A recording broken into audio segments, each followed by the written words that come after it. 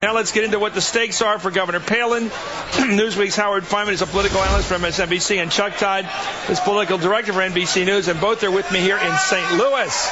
Here's the question. Is something happening in this campaign as we go into this debate tonight? What is going on in Michigan? I was told by a top official of the McCain campaign that their plan was to take Michigan and Pennsylvania away from the Democrats from last time. What's going on? Are they shutting down their operation in Michigan tonight? We are in decision time mode for these campaigns when it comes to money. And we all recall the decision by the Obama campaign to pass up these funds and to go full bore, and the decision by the McCain campaign to do what they're doing. And they have to make a financial decision, and they're making the decision. They have to pick between Michigan and Pennsylvania when it comes to truly targeting one of these carry states that he carried in 2004. They made the decision Pennsylvania over Michigan. It's expensive to do both. If they had the money, they'd be doing both. The next state that may be coming off the board as well, by the way, in the blue state front, is Wisconsin. Now, they may add some other ones. They may add Maine.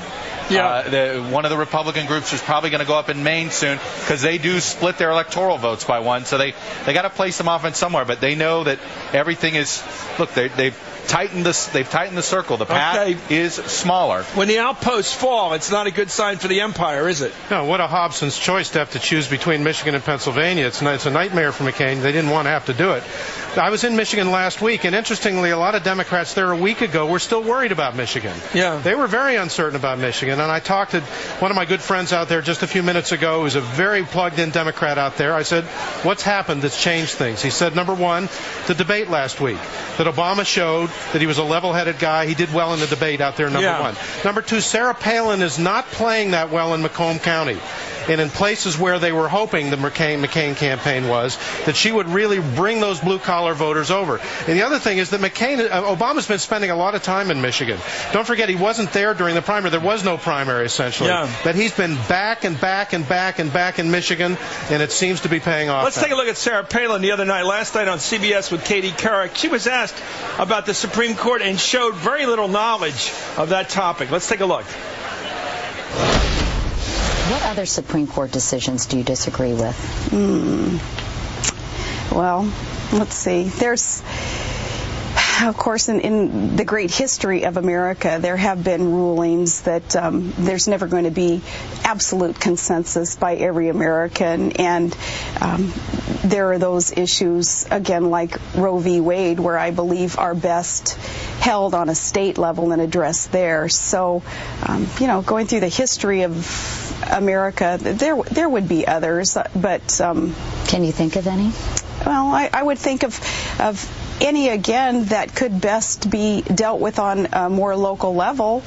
Maybe I would take issue with, but as a mayor and then as a governor and even as a vice president, if I'm so privileged to serve, wouldn't be in a position of changing those things, but in supporting the law of the land as it reads today.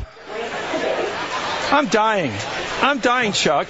I mean, it reminds me of the president's press secretary that never heard of the Cuban Missile Crisis. She's never heard of the Brown case. She's never heard of separate but equal being outlawed by the Supreme Court. Never heard of outlawing prayer in public school. Never heard of any of the Supreme Court decisions like Dred Scott. None of them came to mind. And you know what's going to frustrate some social conservative? She comes from a state that is a part of the most liberal circuit court in the country, the Ninth Circuit. The circuit that makes conservatives crazy. The circuit that wants to get rid of the pledge. The circuit that wants to, San Francisco, right. It's exactly. Alaska's part of that circuit. In fact, they wish they weren't, and they have judges that live in Fairbanks. And had she pivoted the answer, had she said, you know what, I'm not going to sit here and tell you how many Supreme Court cases I can recite. I can tell you how frustrating it is to deal with the liberal Ninth Circuit.